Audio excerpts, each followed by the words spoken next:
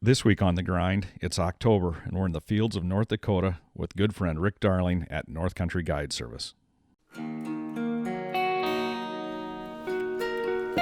I yearn for a place to call my own. I'm going home. Say what you will, I'll be better for it still. I've been wondering what you're doing with your time, just to get you off my mind. I'm in the grind.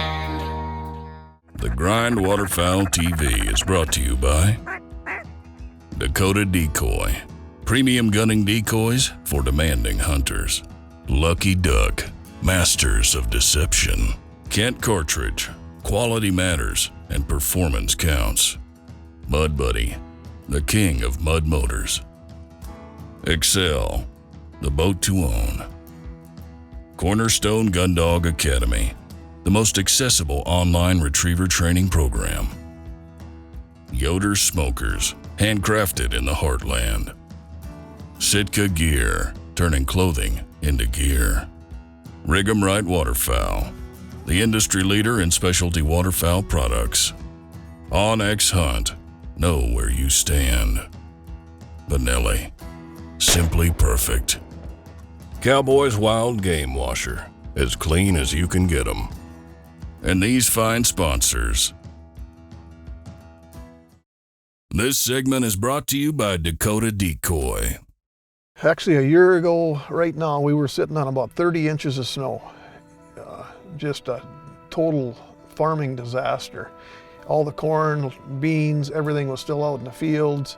Most of the corn around this area wasn't harvested until March, for the most part. The wet conditions it was, the ground being so saturated, the farmers weren't able to get back in there this spring and get it seeded. So what it's called in the farming part, it's called preventive plant. They weren't able to get in there and get it seeded for 2020. So there's still the remnants of that old corn out in the fields. I mean, the ground's been worked and there's been some cover crop planted on there, but there is still some of that old corn that got, thrown over or whatever, and that's what these birds are finding here right now. It's mainly the local ducks that we have here. There's been a little bit of a push. Some days, you'll see some high flights of mallards coming in, but for the most part, it's the local mallards that are bunching up in these fields along with the local Canadians. I spend roughly 3 hours a night driving, putting on 100+ miles, zeroing in the place where we want to hunt, going in, to the day one hunt. When them ducks were using that last year's corn ground, they were actually feeding right next to a cattail slough. It made the hide so easy. We were able to utilize that for cover. And the main thing is you got to be where the birds are at. And the second most important thing is the concealment. And driving out there, I always go out in the field that night, carry a couple of reflectors with me, see where I want to set up and put those reflectors there. So when I get there in the morning, I know exactly where I want to be. It's going to be a bad hair day. It's about 30-mile-an-hour wind, so it should be good. I mean, we got a good wind blowing out of the south. We got good cover. Thing is, with a big wind like this, when the birds are coming, you have to have patience, because when they're coming in, and if you go too early, they're out of here and then they're gone. I mean, you might get one hope shot, but you just need to be patient and let them get in the hole where you want them and get them right above you. You're going to get a good shot or two. Well, we are in North Dakota with Rick Darling and North Country Guide Service. It's my first hunt of the year. I'm pumped. The boys went to Michigan and hunted early season geese with Ricky, so they've been out, but this is my first run out. And I was joking with him, it's like my first hunt. I had to get everything ready. I couldn't find anything, but pretty excited. Got Hank back with us from Southern Oak Kennels. He remembered everything just like he had never left. So I don't know who's more excited, me or him, but we're gonna go get some decoys set up and do some hunting. Are we setting up 2 blinds or 1? Just one. All right. Show me where you want the blind. Where are we gonna, do we wanna be on this corner? I think so. A little drier here too. Yeah.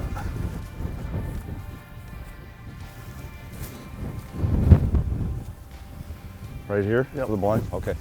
The knock on our X-blind always been, when it's set up with both sets of bars on, I mean, it's awesome. It's sturdy. I mean, it's really sturdy, but you got to duck under the bar. So we hired an engineer, and he designed these uprights for us, which eliminate the top bar now. So it actually sets up pretty simple. 2 guys, you just expand your frame. We'll pop the lower bar on, expand the other side, and then these uprights just hook to the lower bar, and that's it. So it's a little faster, and then you got a walk-through design too, so pretty cool. As usual with Rick, we're setting out a ton of decoys. The wind was ripping at least 30 miles an hour, and Rick had half of Lucky Duck's inventory synced and put on stakes. The high winds meant it would be hard shooting, but it also usually means the ducks feed. We were on the X, we had a good hide, and we knew we'd see a lot of birds. This segment is brought to you by Lucky Duck Premium Decoys. It's good to be back out here, isn't it? It is.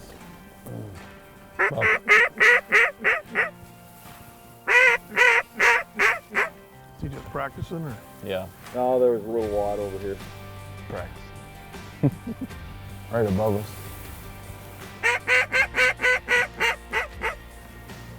Shooting camera, it's a heat.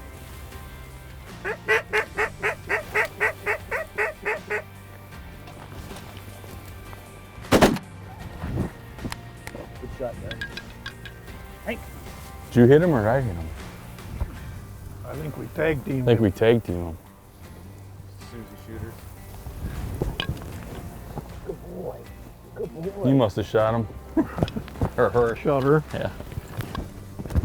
Oh, there's a big bunch there. There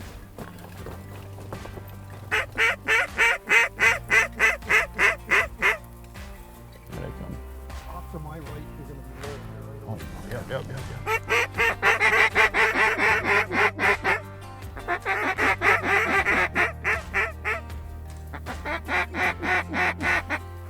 Crack 'em, boys.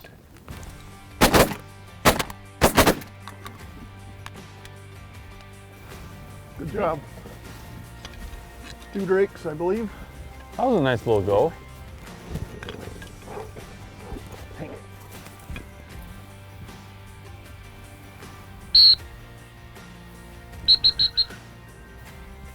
Here, let's get in. There's some more coming. Good count. Oh yeah, right here. Straight out.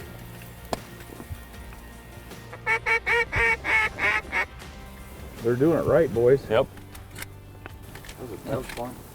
That was a nice little group. Back of the earth. You guys can keep those honkers.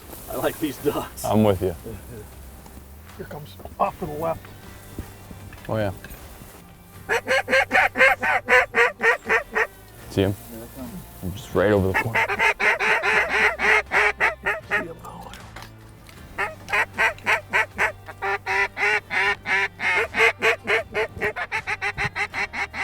Get him.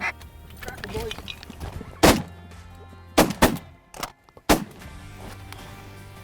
Hank. That was cool. Good. Here. Hank. There's nice widgeons in there. Oh my gosh, boys. Should we hunt? Yeah. They just want here. I think we should hunt right now, boys. Okay. All right.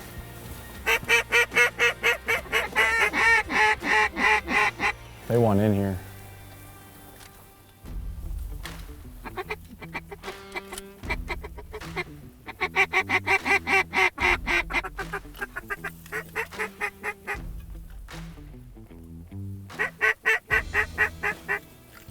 Oh yeah, straight out front.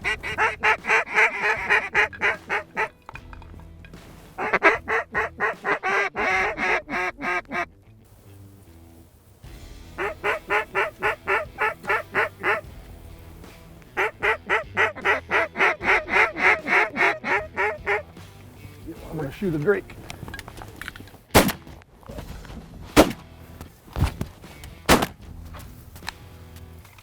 Hank. Hank and I weren't missing a beat. It was like the summer had never happened, and the birds were starting to use the wind to their advantage to help them hang up a bit. But it didn't matter. The hunting was red hot, and we're gathering a pretty good mess of birds. As long as they kept doing what they were doing, we would have a limit pretty quick. Good boy, here. These ducks just want to be in here. Here.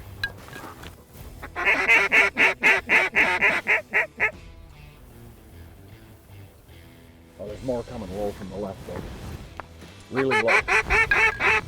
Really low. So every morning when you get out there and you get set up and you know, everything looks great, you think everything's looks as natural as it did the night when you were scouting there. And then when the birds show up in the morning, sometimes, you know, they will favor one edge more than the other. Those ducks were setting up, it was a straight south wind, but they wanted that west side of the spread for some unknown reason. What do you think, to move the spinners that way? So don't be stubborn. Take the time. And like we did that day there, we got out of the blinds, shifted all of the lucky duck spinners over to the east side of the spread to draw those ducks to the middle of the spread. By doing that little adjustment there that took us a couple of minutes, brought those ducks right in the hole where we wanted them to. Okay, so we got little Violet here. She's decided to hop on the place board, but it's because I got these treats right here. So, once Violet became comfortable in the home, we began her foundational training by teaching her how to learn. Violet's eagerness to learn is very evident. As you can see, she tries to please Josh, but she's only rewarded when she does what is required. Josh then takes that eagerness and molds it into a working relationship between him and Violet. And this allowed Josh to shape and teach the foundational skills that all gun dogs should have. heel, However, Violet's full of energy, and things don't always go well. go play. In fact, it was a serious struggle just keeping her attention at all. She would run around, she had a lot of puppy in her. It was frustrating to say the least. Those type of problems don't just go away quickly on their own. It often takes time, consistency, and maturity on the puppy's part. But Josh didn't let that stop him from making progress. He continued to work through the weeks in 52 plus, and he was able to make progress with Violet despite her puppy phase. Here? As Josh and Violet continued training, it allowed for their bond and Violet's attention span to grow. With Violet's skills improving, they continued on to more difficult tasks.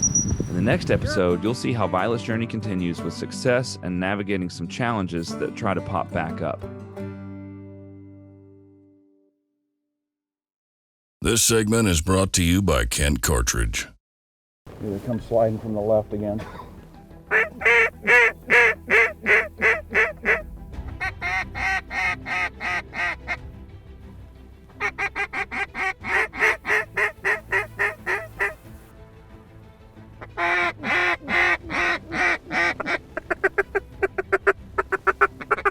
There you go, guys. Get one. Oh, good shot, Tim. Good shot. Hank. Great shot on that first duck. Yeah, thanks. Finally, we've been working these ducks, and they've been difficult to finish. There's a ton of birds, but this group came in and gave us a couple good shots at it. But it's funny how this wind, you get a high wind and birds can get super squirrely, and that's what we're experiencing right now. There's a nice drake.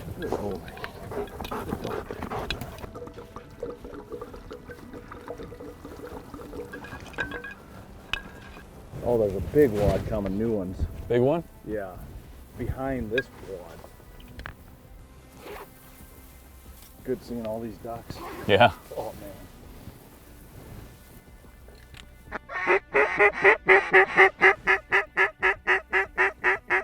What's this one right here? Is that drake? Good shot. Good shot. Good shot, Tim. Thanks. Good shot, Tim. This business is powerful. It's good stuff. Bam. Yes, that one there crushed up. Yeah. Good. Oh, my. Okay, come on. That's a pretty duck. Mm-hmm. Yeah, it's got a great color.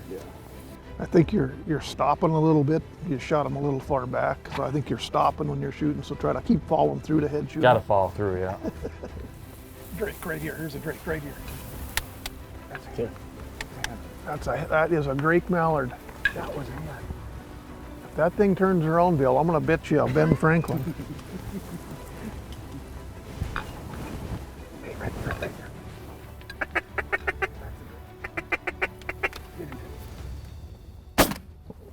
Good shot. Hank. Nice shot, Rick. Nice shot, Rick. Them SB3s, they're just heat-seeking machine. I wish we'd have 15 come just like You that. come and you hunt with Rick. That's why we love him. He's the ultimate jokester, prankster. Just a good time hunting with him. So you get a chance, get up here and book a hunt with Rick. There's another foliage in there. That's a beautiful bird. Look at that. That's a Look at that head. That's a picker. Oh. We're gonna pick this one? Well, we can pick Rick's ducks because they're fringe shots, so they aren't all shot up. That's the way we wake up every morning, poor boys. That's the truth too, isn't it? Mm-hmm. Oh, big wad.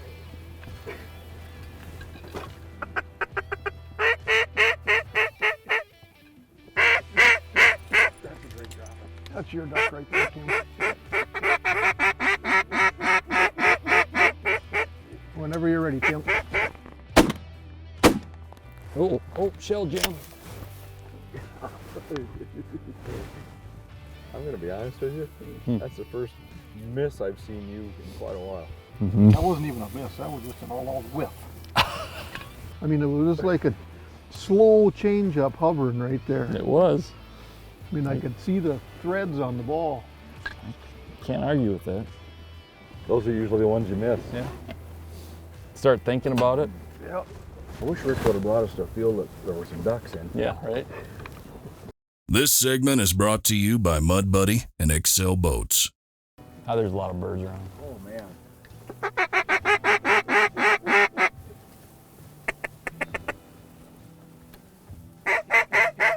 Right down the pipe, right over your left shoulder, Tim. Get one of these, Kim. What's this lead one here? Yeah, lead one's a drake. Lead one's a drake.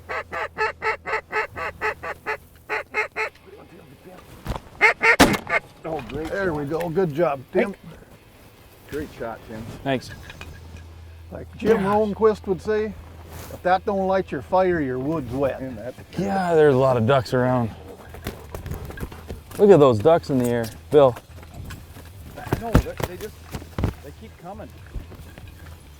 The first day was a wrap, and like expected, Rick didn't disappoint.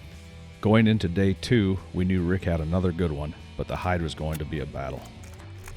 You know, you always want wind when you're waterfowl hunting. It just helps get the birds set up and that. But we had some, 30, 40 mile an hour gusts. And the thing is there is patience. You have to let them birds get to you. You're looking up over the blind and you're thinking, okay, but with them strong winds like we've had, you just gotta have patience and count to 10. When you think you should shoot, count to 10 again, because they need to finish in the hole, because otherwise if you go too early, you're going to get one shot at best and they're out of there. So We were going to typically would have cooked these on the Yoder, but we don't have a Yoder here with us. Tim tried to bring his, but it was not too safe. Might not make it here. Might not have made it. So we're just going to do the old-fashioned way. We're just going to stuff them with oranges and apples and a little salt and pepper on the skin and put them in the oven. We're going to go hot, probably 450. We'll start looking at them at about 25 minutes. Might take just a little longer than that, but 25 to 35 minutes, I bet. And they should be basically about the same as the Yoder, minus the smoke. So do I keep picking the leg, or is that? Yeah, no, that's good. The rest we can burn off. And you just work your way around the edge here? Yeah. You just go up the wing, Tim, about that far. You don't have to go, and we'll just clip them. Some people go up to the joint, but you don't eat that anyway. So that's far enough up the neck, like that? Go a little further. Okay, so when I pick a duck, some guys they stop too short, and then when you cut the head off the duck, if you pick to right here, the skin pulls up off of the breast meat.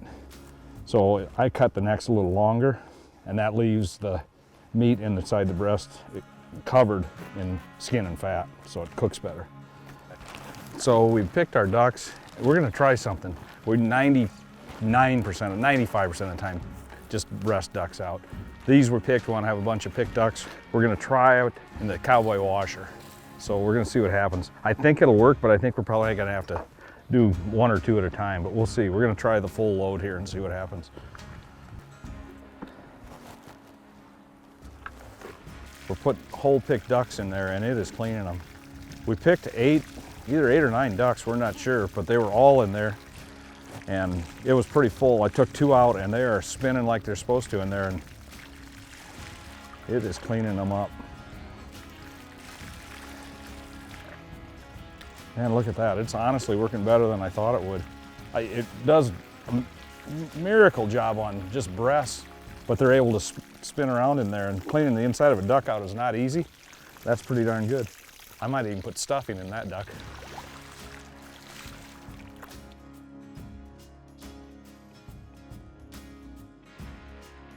Next week on The Grind, the North Dakota sunshine is on us while we're chasing mallards with Rick Darling and North Country Guide Service.